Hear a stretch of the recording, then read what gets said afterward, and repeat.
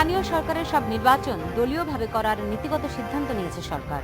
City corporation, পৌরসভা ও union পর্যায়ে এখন থেকে দলীয় প্রতীক নিয়ে প্রতিদ্বন্দ্বিতা করতে হবে। তবে স্বতন্ত্র প্রার্থীদের জন্য থাকছে দুয়ার খোলা। অবশ্য বিএনপি এই সিদ্ধান্তকে বলছে দুরভিসন্ধিমূলক। স্থানীয় সরকার নির্বাচনে দলীয় মনোনয়নের দাবি দীর্ঘদিনের আলোচিত বিষয় হলেও এখন তা কেন সমালোচনার মুখে? এসব নিয়েই বাংলাদেশ এখন। আপনাদের স্বাগত জানাচ্ছি আমি সুলতানা রহমান। আর আমার সঙ্গে কথা বলতে স্টুডিওতে আছেন bdnews24.com এর জ্যেষ্ঠ সম্পাদক আমানুল্লাহ কবির এবং জ্যেষ্ঠ সাংবাদিক মঞ্জুরুল ইসলাম। আপনাদের দুজনকে স্বাগত জানাচ্ছি। শুরুতে বুঝতে পারছেন যে গতকাল মন্ত্রিসভায় অনুমোদিত হয়েছে দলীয় মনোনয়ন স্থানীয় সরকার নির্বাচনে। বিএনপি এখানে দুরভিসন্ধিমূলক আসলে কি দেখছে জনাব আমানুল্লাহ কবির? এটা হচ্ছে বিএনপির তার নিজস্ব বক্তব্য আর কি। এখন আপনি যে এই যে আমাদের পার্লামেন্ট ইলেকশন যেভাবে হয় দলীয় ভিত্তিতে, এবং আমরা যতই বলি যে দলীয় ভিত্তিতে ইলেকশন হয় না, মানে লোকাল বডি ইলেকশনগুলো, স্থানীয় সরকার ইলেকশনগুলো, এটা হলো এটা আইনেই ছিল। কিন্তু বাস্তবে কি হয়েছে? বাস্তবে হয়েছে যে এখানে ইউনিয়ন পরিষদের একটা মেম্বারের ইলেকশনও দলীয় ভিত্তিতে হয়েছে। এটা হচ্ছে বাস্তবতা। এবং সেখানে দলীয় ভিত্তিতে হয়েছে, সেখানে দল গিয়ে কাজ করেছে, দল গিয়ে তাদের সমস্ত নির্বাচন তৎপরতা পরিচালনা করেছে, সব কিছুই হয়েছে, সব কিছুই হয়। এখন যেখানে দল সরাসরি ইনভলভ হয়ে যায় সেখানে সেটাকে নির্দলীয় করে রাখা আমি কোনো যুক্তি দেখি না। বিএনপি যেটা বলছে এটা তাদের অভিমত, তাদের ব্যাপার। কিন্তু নীতিগতভাবে আমি কোনো দেখিনি নীতিগতভাবে। বরং যেটা হওয়া উচিত ছিল, এটা আমরা বহুদিন, আমি এখানে বলেছি কিনা আমার মনে নেই, এর আগেও যখন আপনার এই যে নির্বাচনগুলো, স্থানীয় সরকার নির্বাচন হয়েছে ইনক্লুডিং উপজেলা নির্বাচন, সেখানে আমি কিন্তু স্পষ্টই বলেছি যে সমস্ত এই যে হিপোক্রিসির কোনো প্রয়োজন পড়ে না। জি, আপনি এটা কিন্তু অনেক দিন ধরেই আলোচিত হচ্ছে, নির্বাচন কমিশন থেকে প্রস্তাবও দেওয়া হয়েছিল। কিন্তু আমার প্রশ্নটি হচ্ছে, বিএনপির বক্তব্যটি বাদই দেন, মনে করেন মাদক আপনার আইনগতভাবে নিষিদ্ধ, কিন্তু তাকে যদি আপনি বৈধতা দিয়ে দেন নিঃসন্দেহে আরো বাড়বে। আপনার তৃণমূলে স্থানীয় পর্যায়ে রাজনীতি আপনি হয়তো প্রকাশ্য সমর্থন দিয়ে বা প্রকাশ্য সংগঠিত হয়ে স্থানীয় পর্যায়ে নির্বাচনটা করছেন না, পরোক্ষ সমর্থন, পরোক্ষ প্রচারণা যা যা আছে সবই তারা করছিল। কিন্তু এখন আইনি বৈধতা দেওয়ার কারণে এখন প্রকাশ্য হয়ে যাওয়ায় তৃণমূলে কি সংকট বাড়বে না? কোনো সংকট বাড়বে না, একই জিনিস থাকবে, কোনো সংকট বাড়বে না। আপনার তখন যা হতো এখনো তাই হবে, এর বেশি কিছু হবে না। তখনও তো একেবারে সহজ, আমি তো আগেই বলেছি, সমস্ত দলগুলোই কিন্তু ইনভলভ হয়ে যেত একটা স্থানীয় সরকার নির্বাচনে। এখানে যদি ইউনিয়ন পরিষদ হয় তাহলে ইউনিয়ন পরিষদের একটা মেম্বার, বা আপনার উপজেলা হলে ওই কাউন্সিলরদের মেম্বার ইলেকশন, সব জায়গায় কিন্তু তারা ইনভলভ হয়ে যায়। সুতরাং এখন তো এটা আমি মনে করি যে এটা ভালো হয়েছে এই কারণে যে আমরা ওই হিপোক্রেসিটা করলাম না। আমরা এটা আরেকটা জিনিস হবে কি, এটা করার ফলে এই যে রাজনৈতিক দলগুলো কিন্তু একেবারে গ্রাসরুটস লেভেলে তৎপর থাকবে, এটা একটা ভালো জিনিস। এবং আপনি যদি এখন আমাদের দেশে যেটা হয় না, সেটা হচ্ছে যদি এই জিনিসটা হতো যে এই যে এটার একটা অন্য দিক আছে এই কারণে যে এখন যদি এই যে গ্রাসরুটস লেভেল থেকে যদি রাজনৈতিক দলের নেতা নেত্রী যদি নির্বাচিত হয়ে আসতো, আস্তে আস্তে যদি সেখান থেকেই নেতা নেত্রীগুলো যদি গ্রো করতো, তাহলে কি হতো? তাহলে সুবিধা হতো।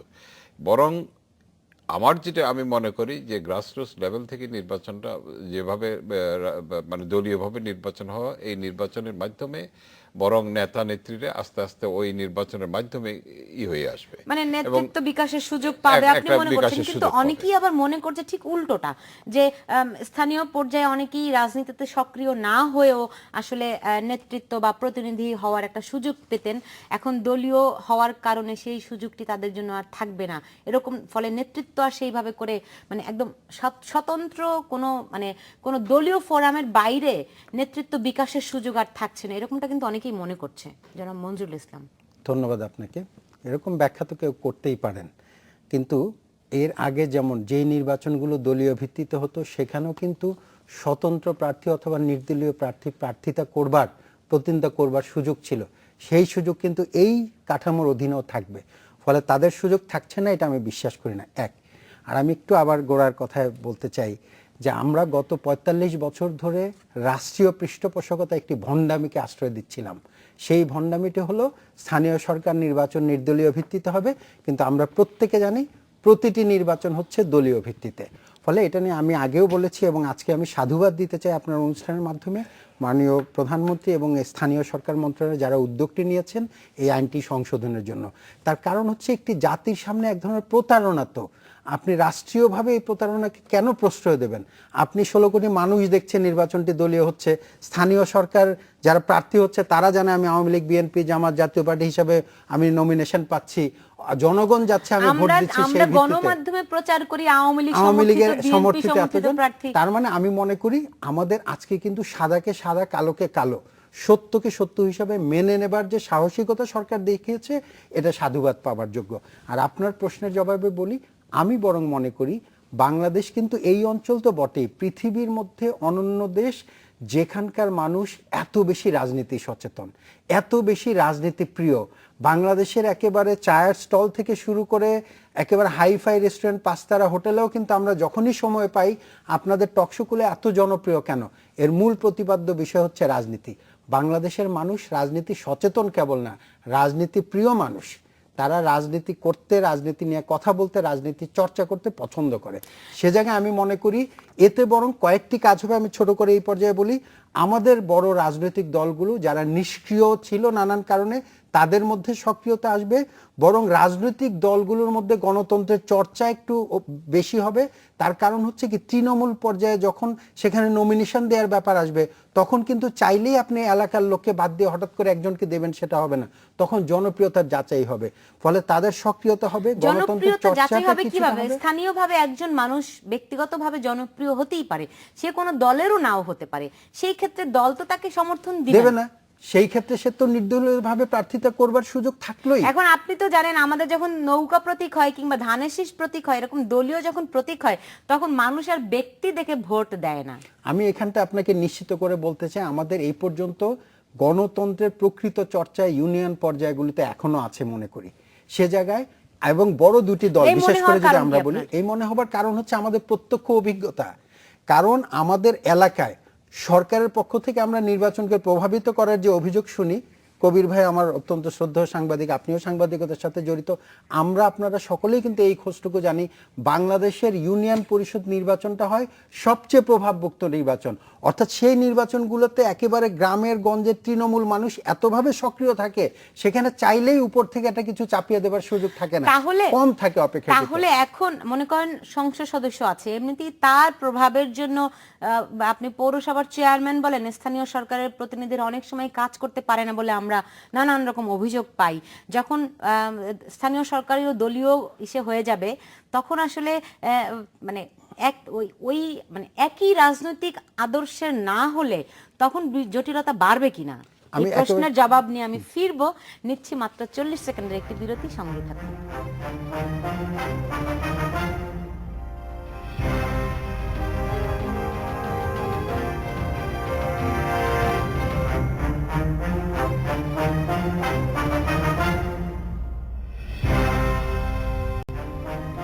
বিরতির পর ফিরে এলাম, দেখছেন বাংলাদেশ এখন। যে প্রশ্নটি রেখেছিলাম যে আসলে সংসদ সদস্য থেকে শুরু করে তার সঙ্গে স্থানীয় পর্যায়ের অনেক সময় আমরা বিরোধ দেখি, এর ফলে সেই বিরোধ, সেই সংকট আরো ঘনীভূত হবে কিনা? আমি ব্যক্তিগতভাবে মনে করি না। একটি ছোট্ট গল্প আমাদের সকলের মনে আছে, একটি ওল্ড সেইং, যে একটি লাঠিকে যদি আপনি ভাঙেন সহজে ভেঙে ফেলা যায়, 10টা লাঠিকে যদি একত্রিত করেন ভাঙতে গেলে ভাঙা যায় না। যখন তৃণমূল পর্যায়ে দলের কর্মীরা সক্রিয় হয়ে উঠবেন, সেখানে যখন ইউনিয়ন পরিষদের ওয়ার্ডের যারা প্রার্থী তারা যখন দলে সক্রিয় থাকবেন, এবং সেখানে কিন্তু স্থানীয়ভাবে একেবারে গ্রামের পর্যায়ে, প্রান্তিক পর্যায়ে কিন্তু চাইলেই একজন উপজেলা চেয়ারম্যান বা এমপি সাহেব গিয়ে খবরদারি করতে পারে না। আমাদের ঐতিহাসিকভাবে গ্রামে কিন্তু স্থানীয় প্রভাবটা শক্তিশালী থাকে, শেকড়টা শক্তিশালী থাকে। সেখানে তারা সকলে মিলে 10টা গ্রামের 10 জন প্রার্থী, সেটা আওয়ামী লীগের হোক, বিএনপির হোক বা অন্য জাতীয় পার্টির হোক, তারা যখন সক্রিয় থাকবেন, চাইলেও একজন এমপি গিয়ে সেখানে তার একটি জোর করে চাপিয়ে দিতে পারবে না। তৃণমূল পর্যন্ত দলীয় আধিপত্যটা কি নিশ্চিত করা হচ্ছে এই প্রক্রিয়ার মধ্য দিয়ে? দলীয় চর্চা নিশ্চিত করা হচ্ছে, আমি আপনি বলবো। দুটাই বলতে পারেন, আধিপত্য বলতে পারেন, চর্চা বললে একটু অবশ্যই। শুদ্ধ বলতে পারেন যে পরিশীলিত হতে পারে। অবশ্যই। আমি একটু ভোরের কাগজের শিরোনাম একটু করতে চাই যে তারা মানে লাল কালিতে একটা মানে প্রধান খবর তাদের, নির্বাচনে না যাওয়ার আভাস বিএনপি, দলীয় প্রতীকে স্থানীয় সরকার নির্বাচন নিয়ে তারা। আসলে কি তাই? তার আগে একটু আমি মানে আসলেই এরকম কোনো আভাস বিএনপি থেকে দিচ্ছে কিনা, যদিও তারা এটাকে মানে মানে মানে বলছে যে এটা দুরভিসন্ধিমূলক। আমি একটু কথা বলতে যেতে চাই লন্ডনে, সেখানে আছেন সহকর্মী মিল্টন রহমান। মিল্টন, আপনাকে স্বাগত জানাচ্ছি এবং আমি আপনার কাছে অনেকগুলি জিনিস আমার জানার আছে। সেটি প্রথমত জানতে চাই যে বিএনপি চেয়ারপারসন খালেদা জিয়া কবে ফিরবেন, তার আসার কোনো সুনির্দিষ্ট সময় আপনার জানা আছে কিনা, 1 নম্বর। 2 নম্বর, তাকে নিয়ে বাংলাদেশে এরই মধ্যে অনেক রকম মানে রাজনৈতিক কথাবার্তা হচ্ছে, বিশেষ করে দুজন বিদেশিকে হত্যার বিষয়ে। এইসব বিষয়ে সেখানকার লন্ডনের রাজনীতিবিদরা আসলে কি বলছেন, আপনি আমাদেরকে একটু ধারণা দিতে পারেন কিনা? ধন্যবাদ সুলতানা। আসলে বিএনপি চেয়ারপারসন বেগম খালেদা জিয়া যখন লন্ডনে আসলেন, আপনারা জানেন আসার কয়েকদিন পরেই ঈদের দিন একটা ঈদ শুভেচ্ছা বিনিময় অনুষ্ঠান করেছিলেন, যেটা পণ্ড হয়ে গিয়েছিল দলের নেতা কর্মীদের বিশৃঙ্খলার কারণেই। এরপর থেকে বলা হচ্ছিল আরেকটি অনুষ্ঠানের আয়োজন করা হবে, কিন্তু সেটি এখনো হয়নি। কখন হবে সে বিষয়েও নিশ্চিত করেনি, তবে বিএনপির সূত্র জানিয়েছে যে খুব শীঘ্রই আরেকটা অনুষ্ঠান হতে পারে। এমনকি আপনার সাংবাদিকদের সাথেও বিএনপির চেয়ারপারসন মত বিনিময় করতে পারেন বলেও আমাদেরকে জানানো হয়েছে যুক্তরাজ্য বিএনপি থেকে। আর যেটা বলছেন যে 2 জন বিদেশিকে হত্যার ঘটনায় যে বিএনপিকে যে দায়ী করা হচ্ছিল এই বিষয়ে, এবং বলা হয়েছিল বিভিন্ন পত্রপত্রিকায় বা আমাদের মিডিয়াগুলোতে যেটা বলা হয়েছে যে খালেদা জিয়া এখান থেকে বসেই চক্রান্ত করছেন। এসব অভিযোগের বিপরীতে কিন্তু এখান থেকে কোনো বিবৃতি দেওয়া হয়নি বা যুক্তরাজ্য বিএনপিও এই বিষয়ে কোনো কথা বলেনি। তো সেই হিসেবে আমরা আসলে পরিষ্কার করে বলতে পারছি না এই বিষয়টি নিয়ে বিএনপির চেয়ারপারসন বেগম খালেদা জিয়ার ভূমিকাটা কি বা ওনার বক্তব্যটা কি। এ বিষয়ে কোনো কিছুই আমরা শুনতে পাচ্ছি যে বেগম জিয়া এক ধরনের রাজনৈতিক কৌশল নিয়ে আগাচ্ছেন, তিনি কর্মপরিকল্পনা করছেন, দেশে এসে নানান রকম দিক নির্দেশনা দেবেন বলে আমরা শুনতে পাচ্ছি। এই বিষয়ে কি আপনি কিছু জানেন? হ্যাঁ, এই বিষয়টা এখানেও বেশ আলোচিত, যে এখানে যেহেতু উনি এসছেন, এখানে আসার আগেও বলা হয়েছিল যে এখানে আসার পরে উনি বিএনপির সিনিয়র ভাইস চেয়ারম্যান তারেক রহমানের সাথে বসে পরবর্তী বিএনপির যে আন্দোলন বা কর্মসূচি বা তাদের প্রক্রিয়াটা কি হবে রাজনীতির, সে বিষয়গুলো নিয়ে আলোচনা করবেন। এবং দলীয় সূত্র থেকে আমরা জেনেছি সেই বিষয়গুলো নিয়ে ইতিমধ্যে ওনাদের আলোচনাও হয়েছে এবং এখান থেকে দেশে বিভিন্ন দিক নির্দেশনাও দেওয়া হয়েছে। তবে পরিষ্কার ভাবে কোনো কিছুই বলা হয়নি যে আসলে ওনারা কি করতে চান বা দেশে কি যে চমকটা দেখানোর কথা বলছেন সেই চমকটা আসলে কি হবে। তবে আমরা এটুকু আভাস পেয়েছি যে তিনি ফিরে যাবার পর হয়তো বিএনপির রাজনীতিতে একটা নতুন মেরুকরণ হতে পারে। জি মিল্টন, আমরা এটুকু আভাস পেয়েছি যে তিনি ফিরে যাবার পর হয়তো বিএনপির রাজনীতিতে একটা নতুন মেরুকরণ হতে পারে। যে মিল্টন, আপনি আমাদের সঙ্গেই থাকুন। আমি যেটা বলছিলাম যে এখানে যে নির্বাচনে না যাওয়ার আভাস দিয়েছে বিএনপি, আসলে কি সেরকম মানে স্থানীয় সরকার নির্বাচনে আপনি জানেন নভেম্বরে ডিসেম্বরে পৌরসভা নির্বাচন আছে। আমি প্রেস কনফারেন্সটা শুনেছি, সেখানে এরকম কোনো কথা নেই। আমি আমার যে ওখানে অনলাইন নিউজ পেপার নিউজও সেখানে দেখেছি। এটা ওরা একটা স্পেশাল স্টোরি এখানে করেছে, যতই কাউকে স্পেশাল কোট হোক, করে নাই। হ্যাঁ, যতই স্পেশাল হোক, এখানে এরকম কোনো কথা তারা বলে নাই। এটা হলো একটা ব্যাপার। 2 নম্বর হচ্ছে বিএনপি নির্বাচন করবে না কেন? বিএনপি তো নির্বাচনমুখী দল, একটা গণতান্ত্রিক দল, নির্বাচনমুখী দল। আওয়ামী লীগও যেরকম 5 জানুয়ারি নির্বাচনে তো আসে না। হ্যাঁ, সেটা আমি বলছি, সেই কথাটাই বলতেছি যে আওয়ামী লীগও নির্বাচনমুখী দল, বিএনপিও নির্বাচনমুখী দল। এই সমস্ত দল যদি নির্বাচন না করে তাহলে তাদের পরিস্থিতি এই যে আজকে যেমন বিএনপির পরিস্থিতি হয়েছে, এই পরিস্থিতি হয়। নির্বাচন তাদের করতেই হবে।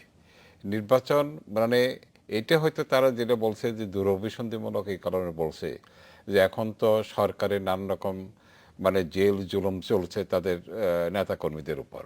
এবং এটা স্থানীয়ভাবে বহু নেতাকর্মী গ্রেপ্তার হয়েছে অথবা তাদের উপর গ্রেপ্তারি পরোয়ানা রয়েছে, তারপরে কেন্দ্রীয়ভাবে বহু নেতা গ্রেপ্তার হয়েছে, তাদের বিরুদ্ধে নানা রকম মামলা টামলা রয়েছে, তাই না?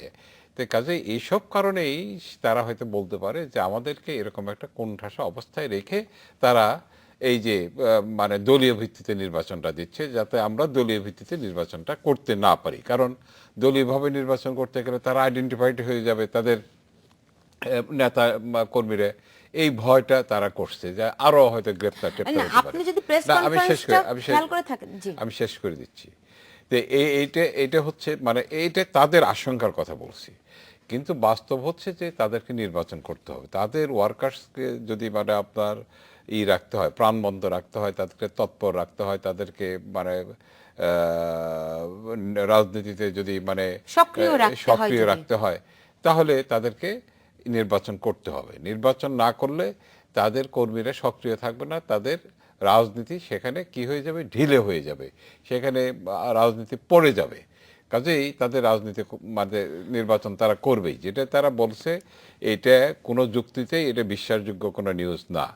কিন্তু আসাদুজ্জামান রিপন কালকে সংবাদ সম্মেলনে বলেছেন যে আসলে বিদেশিদের দেখানোর জন্য সরকার এখন মানে বিদেশিদেরকে মানে সরকারের জনপ্রিয়তা দেখানোর জন্য তারা এখন স্থানীয় সরকার নির্বাচনকে দলীয়করণের দিকে নিয়ে যাচ্ছে।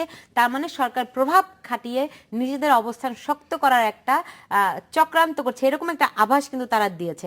আসলে বিষয়টি সেরকমই কিনা এই প্রশ্নের জবাব নিয়ে ফিরবো, নিচ্ছে একটা ছোট্ট বিরতি, সঙ্গে থাকুন।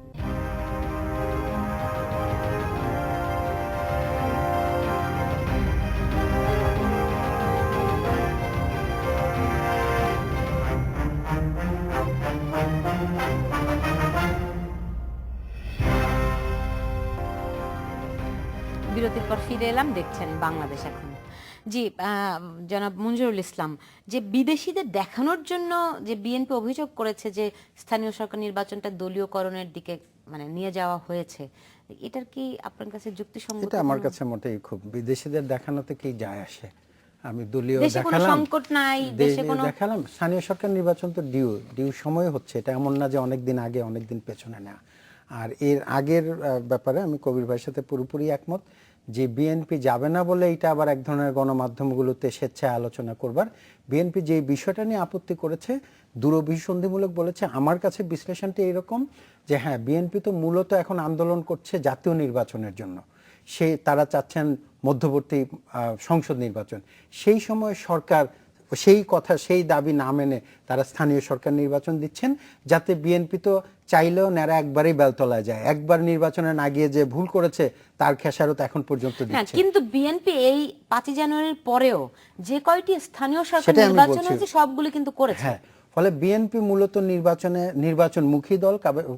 কবির ভাই যেটি বলেছেন আমি একমত, কারণ বিএনপির মতো একটি বড় দল, আওয়ামী লীগের মতো বড় দল, তারা নির্বাচন থেকে দূরে থাকতে চাইলেও তাদের ওই যে তৃণমূল পর্যায়ে বললাম না যে কর্মীরা কিন্তু অনেক সময় সিদ্ধান্ত নিজের থেকে বটম আপ সিদ্ধান্তের দিকে চলে যায় কিন্তু। ফলে সেই ক্ষেত্রে আমি মনে করি বিএনপি অবশ্যই নির্বাচনে আসবে, এবং বিএনপিও আমি মনে করি বাস্তব কারণে, রাজনৈতিক কারণে এই ধরনের সিদ্ধান্তকে বরং সাধুবাদ জানানো উচিত। এখন আমাদের একটা সংস্কৃতি হয়ে গেছে যে সরকার যেটা করবে বিরোধী দল তার বিরোধিতা করবে। আমার ধারণা কেবল বিরোধিতার জন্যই তারা এটি বিরোধিতা করছে। শুধু বিরোধিতার জন্য। আমি যদি আপনাকে গত উপজেলা নির্বাচনের ফলাফলের হিসাবটি দেখাই, 5 দফায় নির্বাচন হয়েছিল। প্রথম দফায় বিএনপি আওয়ামী লীগের সমর্থিত প্রার্থীরা ছিল 35টি, বিএনপি সমর্থিত 40টি, 5টি কিন্তু বিএনপি সমর্থিত এগিয়ে ছিল, জামায়াত পেয়েছিল 12টি।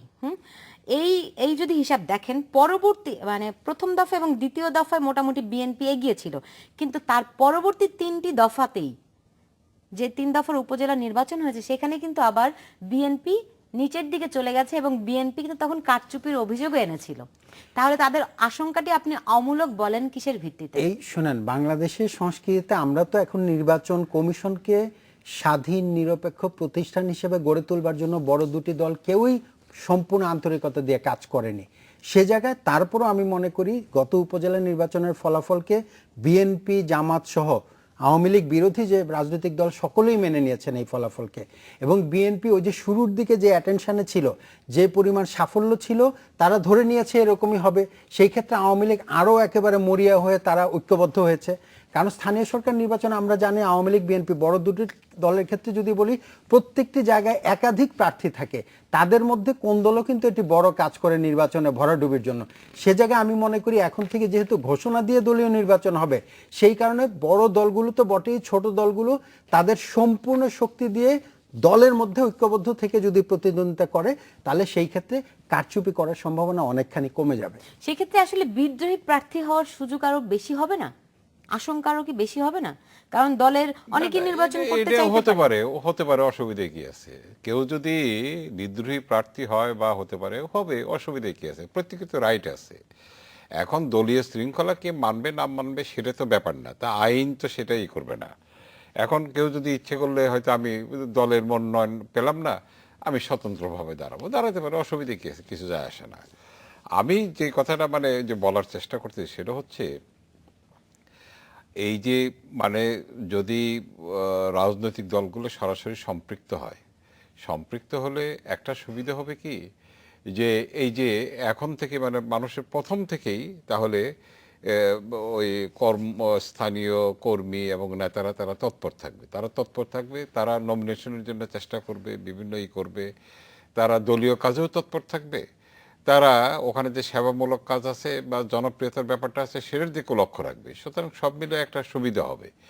আর যদি এই যে স্থানীয়ভাবে যদি কেউ যদি মানে স্বতন্ত্রভাবে দাঁড়াতে চায়, কেউ যদি নমিনেশন না পায়, সে দাঁড়াবে বিদ্রোহী প্রার্থী হিসেবে দাঁড়াবে। এমনও তো বাস্তবে আমরা কি দেখেছি,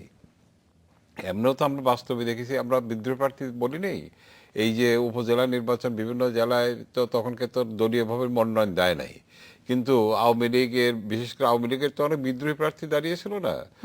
তো এখন সেটা মানে দলীয়ভাবে হলো, তখনও কিন্তু আমরা রিপোর্ট করেছি যে আওয়ামী লীগের এটাই কিন্তু মিডিয়াতে বলা হয়েছে যে আওয়ামী লীগের বিদ্রোহী প্রার্থী। তো এখন দলীয়ভাবে হওয়ার ফলে অসুবিধা কি আছে? একই জিনিস তো হবে। আমি তো নতুন কোনো দেখছি না, বরং একটা পার্টি যদি এখন মানে গ্রাস রুটস লেভেল থেকে এখন সংগঠিত হওয়ার একটা প্রক্রিয়া বরং শুরু করা যেতে পারে। এই কারণে যদি সেই প্রক্রিয়াটি এখন সরকার এই সময়টি কি আসলে এই আইনটি অনুমোদনের জন্য বেছে নিল কেন? তারা সংসদে আলাপ আলোচনা করতে পারত, জাতীয় পর্যায়ে সংলাপ করতে পারত। মনে হয় না যে খুব তাড়াহুড়ো করে এই সিদ্ধান্তটি এই আলোচনাটা কিন্তু অনেক দিন ধরে স্থানীয় সরকার যারা বিশেষজ্ঞ, আমরা গণমাধ্যমের যারা মানুষ এবং একেবারে তৃণমূল পর্যায়ে থেকেও কিন্তু আলোচনা হচ্ছিল, যেটা আমি বললাম 2008 সাল থেকে হুদা কমিশনের থেকে ওই আলোচনাটা তো শুরু তার মানে সেখান থেকেও যদি ধরেন ইতিমধ্যে তো 7-8 বছর হয়ে গেছে, ফলে এই আলোচনাটি হচ্ছে এক। দ্বিতীয়ত আপনি যদি বলেন সংলাপের কথা, সংসদে আলোচনা, এই সরকার তো মোটামুটি ভাবে, কারণ আওয়ামী লীগ তো একটি বড় দল, তাদের তৃণমূল পর্যায়ে তাদের শাখা আছে, সেখান থেকে এক ধরনের মত আসে। দ্বিতীয় কথা, এই সংসদে যে তাদের বিরুদ্ধে কেউ যাবে না এটাও মোটামুটি নিশ্চিত। আর এর সাথে আমি একটু অ্যাড করতে চাই কবির ভাইয়ের সাথে, এর ফলে একটি জিনিস ভালো হবে যে আমাদের এমপি নির্বাচনের সময় নমিনেশনে দেখা যেত কি, স্থানীয় দলের, সেটা আওয়ামী লীগ বলেন বিএনপি, হঠাৎ করে একজন ব্যবসায়ী, একজন সাবেক আমলা, একজন সাবেক সামরিক আমলা, বেসামরিক আমলাকে নমিনেশন দেওয়া হতো। এই জায়গাটা আমি মনে করি অনেকখানি কমবে। তার কারণ হলো ওই যে স্থানীয় সরকার একেবারে তৃণমূল পর্যায়ের যে নেতা নির্বাচিত হবে ইউনিয়ন পর্যায়ে, তার থেকে সে এক সময় উপজেলার আকাঙ্ক্ষা করবে, উপজেলার থেকে এমপি হবার আকাঙ্ক্ষা করবে। এই প্রসেসটি কিন্তু ক্রমান্বয়ে উপরে উঠে আসবে। কারণ যখন আপনি জেলা পরিষদের সম্মেলন করতে যাবেন, জেলা কমিটির, থানা কমিটির, তখন কিন্তু ইউনিয়ন কমিটির নির্বাচিত যে প্রতিনিধি, তার কিন্তু একটা ভয়েস থাকবে, তার কিন্তু একটা কর্মী বাহিনী ইতিবাচক থাকবে। মানুষ বলে এভাবে করে দেখছেন, যদি ঠিক নেতিবাচক ভাবে দেখেন ঠিক উল্টাটাও তো হতে পারে। আজকে জাতীয় সংসদে আপনি দেখবেন একটা বড় অংশ ব্যবসায়ী, যেটি রাষ্ট্রপতিও গতকাল কিন্তু বলেছেন, ঠিক একই প্রক্রিয়ায় স্থানীয় পর্যায়েও তো আসলে ব্যবসায়ী বলেন, যারা বিত্তশালী, তাদের আধিপত্য বেড়ে গিয়ে যারা সত্যিকারের নেতৃত্ব দেয় তাদের অবস্থান কমে যেতে পারে নাকি? না, এটা আমি উড়িয়ে দিচ্ছি না, আমি অসম্ভব বলছি না, যুক্তিসঙ্গতই বলছি বর্তমান পরিস্থিতির প্রেক্ষিতে। এখানে আমাদের যে দেখা যাচ্ছে যে জাতীয় সংসদে কত পার্সেন্ট লোক, মানে দেখা যাচ্ছে যে সবচেয়ে বেশি হচ্ছে মানে ব্যবসায়ীরা হলো জাতীয় সংসদের সদস্য, সবচেয়ে বেশি ব্যবসায়ীরা। আগে উকিলরা থাকতো, শিক্ষকরা থাকতো, বা অন্যান্য মানে যারা সমাজকর্মী ছিল এরকম ধরনের রাজনীতিবিদ এরা থাকতো। এখন ব্যবসায়ীরা সবচেয়ে বেশি, সুতরাং ব্যবসা বাণিজ্য তো গ্রাম অঞ্চলেও চলে গেছে, তাই না, গ্রাসরুটস লেভেলও চলে গেছে। সেখানে যে পাবে না এটা আমি বলছি না, কিন্তু সেখানে যে জিনিসটা হবে, যে একটা জিনিস হবে যে কেউ যদি কোনো মানে ইউনিয়ন পরিষদের নির্বাচনে যদি চেয়ারম্যানের প্রার্থী হতে চায়, কেউ যদি মানে উপজেলায় প্রার্থী হতে চায়, কেউ যদি বা মিউনিসিপ্যালিটিতে প্রার্থী হতে চায়, তাহলে সে কি করবে? সে তার প্রার্থীর সম্ভাবনা তৈরি করার জন্য সে কাজ করবে, তাই না? এই কাজটাই তো করবে সে। মানে সাধারণভাবে রাজনীতি সাধারণ এই চোখে প্রক্রিয়া এরকমই, এই আদর্শই হওয়া উচিত। এটা উচিত, এটাই করার চেষ্টা, এটা সে করবে, সে রাজনৈতিক কর্মী হিসেবে সে এই কাজটা করবে। এখন তারপরে যদি কোনো ব্যবসায়ীকে যদি দল দিয়ে দেয়, তাহলে কি হবে? ওই যে ওখানে ওই যে বিদ্রোহী প্রার্থী হবে, তাই না? একজন জনপ্রিয় আছে, সে চায় যে সে মানে চেয়ারম্যানের ইয়েতে দাঁড়াবে, তাহলে বিদ্রোহী প্রার্থী হিসেবে এই জিনিসগুলো ঘটবে। শুধু এই জিনিসই ঘটবে? আমরা এখন দেখি বাণিজ্য এখনো হয়, এখনো হয়। ছোট্ট বিরতির সঙ্গে থাকুন।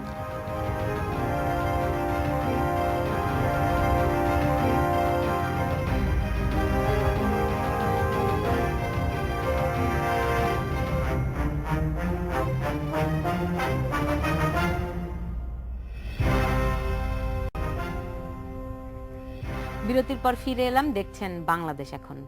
জি, মানে মানে সংসদ নির্বাচনে যেরকম মনোনয়ন বাণিজ্য দেখি, এখন দলীয় নির্বাচন যদি হয় স্থানীয় পর্যায়েও, সেক্ষেত্রে কি ওর একটা আরেক ধাপ অগ্রসর হবে না ওইদিকে?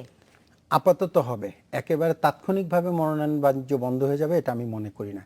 কিন্তু আমি শুরু থেকে যেটা বলছি যে ক্রমান্বয়ে আমি যদি স্থানীয় জনগণকে, একেবারে রুট লেভেলের কর্মীদের সক্রিয় সচেতন করতে পারি, তাহলে সেই ক্ষেত্রে তারা যেভাবে সোচ্চার হয়ে উঠবে, চাইলেও কিন্তু কেন্দ্র থেকে চাপিয়ে দেওয়া যাবে না। আপনার মনে থাকবার কথা, গত নির্বাচনে কিন্তু আওয়ামী লীগ, গত দুটি নির্বাচনে তারা কিন্তু স্থানীয়ভাবে একটি সমর্থনের তালিকা নিয়ে এসেছিল, সেখান থেকে অনেক ক্ষেত্রে এটিকে বিবেচনা করেছে। আমি বিশ্বাস করি বিএনপিও এই কাজটি করবে, কারণ যখন দেখা যাবে যে নির্বাচিত জনপ্রতিনিধি আওয়ামী লীগ, বিএনপি, জাতীয় পার্টি, জামাতে রয়ে গেছে ইউনিয়ন পর্যায়ে, তাদের তো একটা ভূমিকা থাকবে। সেখানে হঠাৎ করে এমপি সাহেব, মন্ত্রী সাহেব একটা কথা বললেই 50 জন ইউনিয়ন পরিষদ চেয়ারম্যান কিন্তু সোচ্চার কণ্ঠে এটা প্রতিবাদ করবে। এক, আর আমি আসার জায়গাটা দেখি এই জায়গায় যে বাংলাদেশে কিন্তু এই বড় দুটি দল, মূলত বাংলাদেশ পার্টিজান আওয়ামী লীগ এবং বিএনপি, এই দুটি দলের প্রত্যেকটি পরিবারে তাদের সমর্থক আছে, প্রত্যেকটি গ্রামে তাদের শাখা আছে, ফলে সে জায়গায় এক ধরনের দলীয় চর্চা তো হচ্ছেই। আর শেষ কথা আমি এইটুকু বলবো, আসার কথা, যে আমাদের এখানে কিন্তু যত রাজনৈতিক অভিযোগ, এই যে বলি ব্যবসায়ীরা আমাদের এমপি হয়ে গেছে, এই মনোনয়ন বাণিজ্য অভিযোগটা কিন্তু টপ থেকে বটমের দিকে, অর্থাৎ টপের দিকেই জিনিসটা বেশি নষ্ট হয়েছে বলে দুই নেত্রী ছাড়া বাকি সকলের বিরুদ্ধে অভিযোগ আছে। আমি যেটা আশা করতে চাই, বাংলাদেশে মুক্তিযুদ্ধের কথা বলেন, 90-এর স্বৈরাচার বিরোধী আন্দোলন বলেন, 111-এর সামরিক ব্যাক গভর্নমেন্টের আন্দোলন বলেন, সর্বশেষ শিক্ষার আন্দোলন, অর্থাৎ গণমানুষ যখন সক্রিয় সচেতন হয়ে যায়, তখন কিন্তু কোনো কিছু দিয়েই ঠেকানো যায় না গতিকে এবং সত্যকে। মঞ্জুরুল ইসলাম, দেখেন আপনি যেটা বলছিলেন যে সব আমাদের দুইটা ভাগে ভাগ, কিন্তু 2008-এর নির্বাচনের কথা যদি আপনার নিশ্চয়ই আপনার মনে আছে, সেখানে আপনি দেখবেন আওয়ামী লীগ এবং বিএনপির পরে তৃতীয় অবস্থানে কে ছিল? না ভোট। তার মানে আপনি অনেক রাজনৈতিক দল আছে, নির্বাচন কমিশনে এখন 39টা সম্ভবত রাজনৈতিক দল নিবন্ধিত আছে, এদের মধ্য থেকে না ভোট ছিল তৃতীয় অবস্থানে। তৃতীয় অবস্থান হলে সেটা কি পর্যায়ে ছিল, সেটা সঙ্গে হ্যাঁ, এটা কি মানে সেটা আমার এখন এক্স্যাক্টলি মনে নাই, খুব বিরাট একটা ডিফারেন্স, ওটার সঙ্গে তুলনাই করা যায়। কিন্তু আপনি 39টা দলের মধ্যে তৃতীয় অবস্থানে যদি না ভোট দেন, যে কোনো দল নেই, সেই প্রেক্ষিতে কিন্তু সুলতানা আপনাকে মনে রাখতে হবে 2006 থেকে 2008 পর্যন্ত, বিশেষ করে 2000 শেষের দিকে 2001 সালের নির্বাচনে জনগণ স্বতঃস্ফূর্তভাবে ভোট দিয়েছিল, 96 সালেও ভোট দিয়েছিল, কিন্তু পরপর দুটি গণতান্ত্রিক সরকার, বিশেষ করে 6-এর পরে যে রাজনৈতিক সহিংসতা চলছিল, যে অনিশ্চয়তা চলছিল, এক ধরনের বিরাজনীতিকরণের পক্ষে কিন্তু মতবাদ তৈরির চেষ্টা হয়েছিল সরকারি রাষ্ট্রীয় পৃষ্ঠপোষকতা। আমি 111 গভর্নমেন্টের কথা বলছি। সেই প্রেক্ষিতে যেই না ভোট, আর আজকে যদি আপনি না ভোটের বাক্স দেন, আমার কিন্তু খুব সন্দেহ হয় যে পার্সেন্টেজটা কোথায় না, ভোটটা যাবে। এখন নাই, তুলেই দেওয়া না, হয়েছে। যদি আপনি রাখেন, আমি বললাম যদি বাক্স দেন, সে জায়গায় আমি যেটা মনে করছি বাংলাদেশের মানুষ রাজনৈতিক প্রক্রিয়াটির ব্যাপারে এক ধরনের অভিযোগ আছে, কিন্তু ওই যে যেটি বললাম বাংলাদেশের মানুষ কিন্তু রাজনীতি সচেতন, রাজনীতি প্রিয় মানুষ। না, সেই জায়গা থেকে আসলে এক ধরনের মানে অনেকে অভিযোগ করছেন যে এক ধরনের জনবিচ্ছিন্নতা স্থানীয় পর্যায়ে তৈরি হওয়ার কোনো সুযোগ কি দেখছেন এর মধ্যে? না না, আমি কোনো সুযোগ দেখছি না। বরং আরো বেশি জনবিচ্ছিন্নতা হওয়ার কোনো সুযোগ দেখছি না। যে যাই বলুক না কেন, আপনি ধরেন মানে এই যে যেটা বিএনপি আওয়ামী লীগের কথা যেটা বলা হলো, এই দুইটা পার্টি তো বিশাল পার্টি, তাই না? এদের আপনার মানে একেবারে গ্রাসরুটস লেভেলে, গ্রাম পর্যায়ে, মহল্লা পর্যায়ে এদের মানে রাজনৈতিক নেতাকর্মী আছে, অফিস আছে, কমিটি আছে, ইত্যাদি আছে। সেখানে জনবিচ্ছিন্ন হওয়ার কোনো আমি সম্ভাবনা দেখছি না। যে অভিযোগটা মানে করা হয় যে যেমন বাণিজ্য হবে, যে নমিনেশন বাণিজ্য হওয়ার, যেটা নমিনেশন বাণিজ্য কিন্তু এখনও আছে, নেই এটা ঠিক না। কিন্তু এখন যদি ইউনিয়ন পরিষদে যদি চেয়ারম্যানের নির্বাচন করতে যায় বা মেম্বারের নির্বাচন করতে যায়, তখন ওই যে থানা পর্যায়ের যে কমিটি আছে অথবা জেলা পর্যায়ের যে কমিটি আছে তারা কিন্তু হস্তক্ষেপ করে। কাকে দিবে না দেবে। সেখানেও যে বাণিজ্য নেই, এখনো যে নেই এটা কিন্তু বলা যাবে না। তখন আপনি সেই বাণিজ্যকে তাহলে আসলে বৈধতা দিবেন? আমি শুরুতেই এই জন্য একটা উদাহরণ দিয়েছিলাম। না, এটা বৈধতার ব্যাপার না। এই বাণিজ্য এটা মানে উপরে পর্যায়েও আছে, নিচের পর্যায়েও হবে। এটা আমাদের রাজনীতিতে দুর্বৃত্তায়ন ঢুকেছে। এই যে রাজনীতি দুর্বৃত্তায়ন, এটা হলো তারই এই কালচার থেকে, এই চর্চার থেকে এটা আমাদের রাজনৈতিক একটা কালচারে দাঁড়াই গেছে। এই যে মানে পয়সা নিয়ে নমিনেশন দেওয়া বা পয়সা নিয়ে মন্ত্রিত্ব দেওয়া, এটা আমাদের রাজনীতিতে একটা কালচারে পরিণত হয়ে গেছে। এইটা সহজে যে মানে হয়ে যাবে, ম্লান হয়ে যাবে, শেষ হয়ে যাবে, এটা কিন্তু বলা যায় না। যেটা হচ্ছে যে এই বাণিজ্য চলবে, সব কিছুই থাকবে। তবে আমি যেটা মনে করি সেটা হচ্ছে যে স্থানীয় নির্বাচনে একটা জিনিস হবে কি, ভবিষ্যতে এই যে গ্রাসরুটস থেকে নেতৃত্ব উপরের দিকে আসার নেতা তৈরি হওয়ার একটা সুযোগ সৃষ্টি হবে, এটা আমি মনে করি। আর আপনি যদি মনেই করে থাকেন যে মনোনয়ন বাণিজ্য, অন্য একটা প্রবলেমের কথা বলে আমি আপনার কথাটাই আসছি। অন্য একটা প্রবলেম যেটা হলো, যেটা আপনি বলছিলেন, কথাটা শেষ হয়নি, আপনি মাঝখানে বলছিলেন, সেটা হলো যে এই যে এখন সে দেখা গেল যে মানে হলো এমপি হলো আওয়ামী লীগের, ইউনিয়ন পরিষদ বা উপজেলা পরিষদের চেয়ারম্যান মেম্বার হলো মানে বিএনপির, তাহলে এখানে একটা তাদের ভিতরে একটা সংঘাতময় একটা রিলেশন, একটা মানে একটা সংঘর্ষময় একটা সম্পর্ক তৈরি হইতে পারে। এটা এখনো আছে। এটা কি এখন নেই? এখনো আছে। কাজেই এইটাও থাকবে। এই এখন আমাদের কথাটা যেটা হচ্ছে যে সবই আছে, বাস্তবতার সঙ্গে মিলিয়ে যদি একটা নীতি গ্রহণ করা হয় তাহলে আমি কোনো দোষের কিছু দেখি না। আমি এই কথাটাই বলার চেষ্টা করি, বাস্তবতার সঙ্গে মিলিয়ে যদি কোনো নীতি বা নীতিগত সিদ্ধান্ত নেওয়া হয় সেখানে আমি কোনো দোষের ব্যাপার দেখি না। এইটাই আমার কথাটা, এটাই আর কি। যে এখন আমানুল্লাহ কবির বলছিলেন যে আসলে মনোনয়ন বাণিজ্য বা এই ধরনের নেতিবাচক দিকগুলো ছিল, আছে, থাকবে। আমাদের বরং ওই দিকে বেশি মনোযোগ দিয়ে একটু দরকার, যে কি করে এই নেতিবাচক দিকগুলোকে শুদ্ধতার দিকে নিয়ে যাওয়া যায়। সেই দিকে কি কোনো লক্ষণ সরকারের দিক থেকে আছে? এটা সরকার এবং দলগুলো কেন্দ্র থেকে করবে না।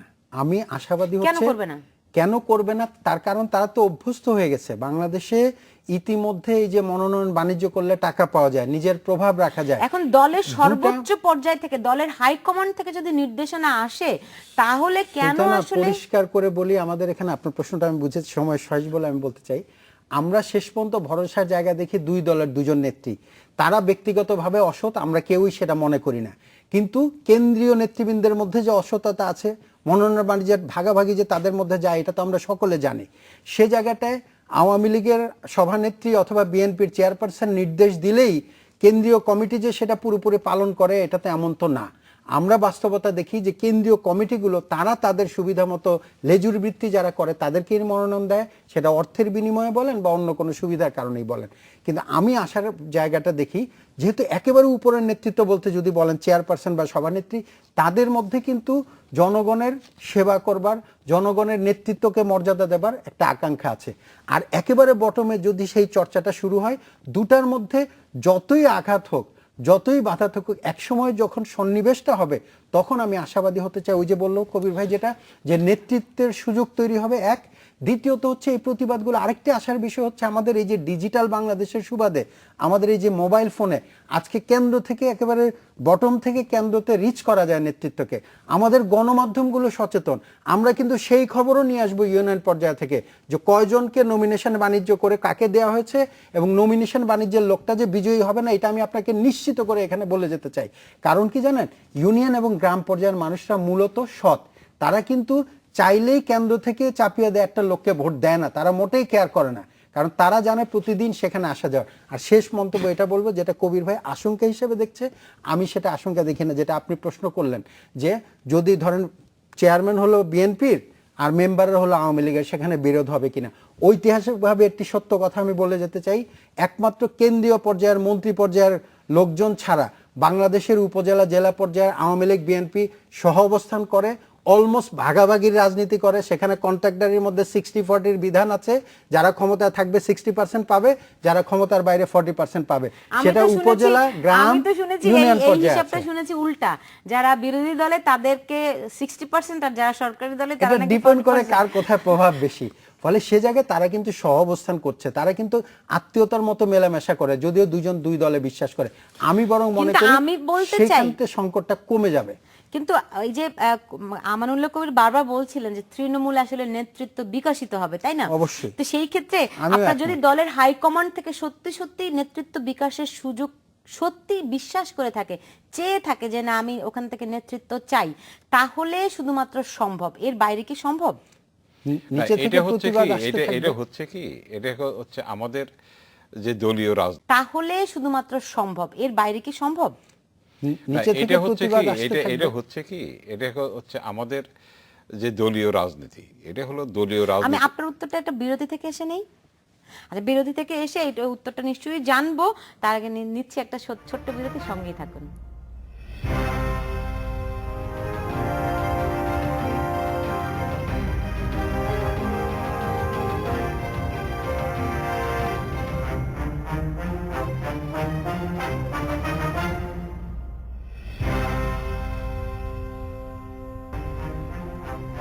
বিরতির পর ফিরে এলাম, দেখছেন বাংলাদেশ এখন।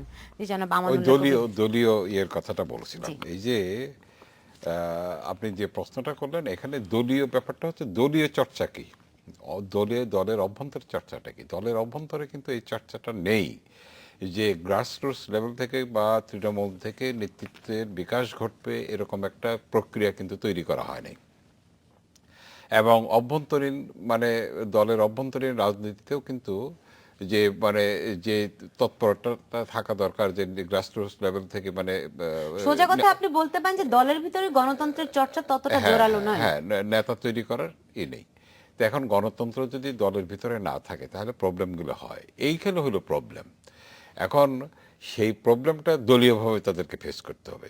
বিএনপি হোক, আওয়ামী লীগ হোক বা যে দলীয় হোক, তাদেরকে দলীয়ভাবে ফেস করতে হবে। দলীয়ভাবে যদি তারা ফেস না করে তাহলে সরকারিভাবে তো এটা ফেস করা যাবে না, তাই না?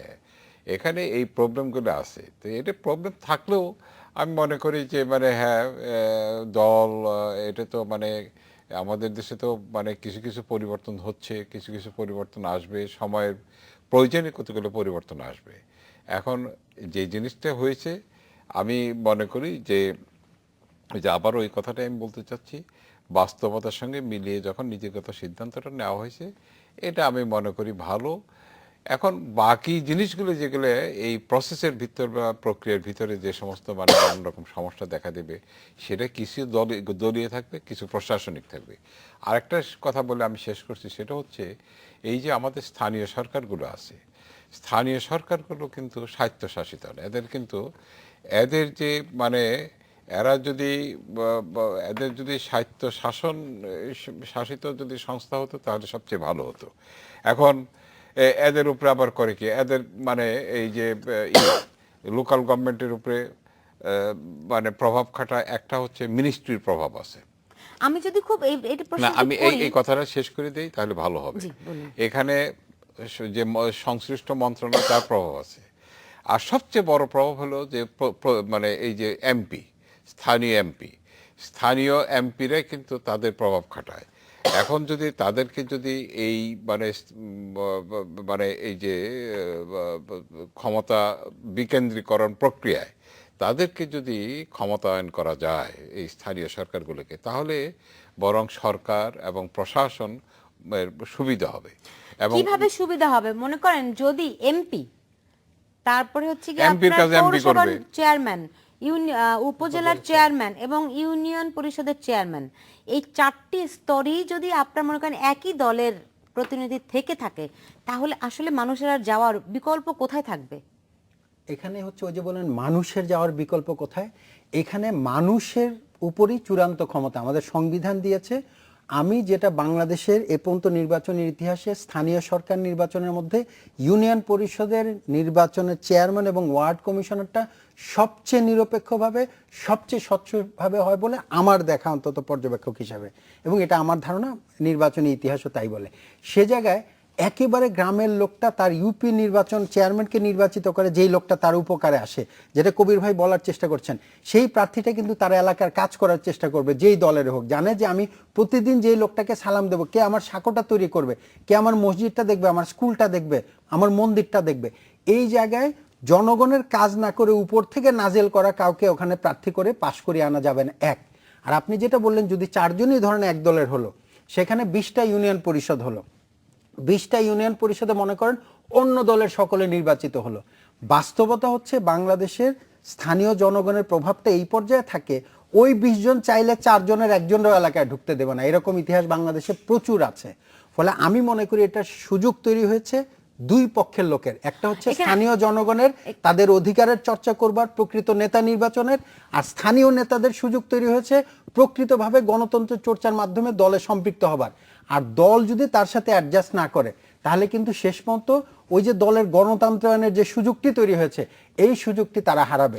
আমি আরেকটা শেষ প্রশ্ন করতে চাই, তাহলে নারীদের কি হবে আসলে?